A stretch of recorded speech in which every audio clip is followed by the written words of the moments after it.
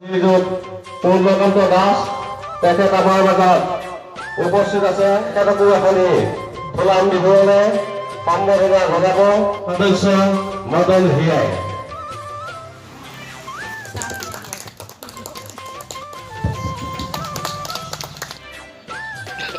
খিলঞ্জীয়া সুৰক্ষা সমিতিৰ কেন্দ্ৰীয় সম্পাদক শ্ৰীযুত সুৰেশ দাসক এখনি ফুলাম গামোচাৰে সম্বৰ্ধনা জনাব আমাৰ সমিতিৰ অন্য এজন সদস্য বিপুল হিয়াই।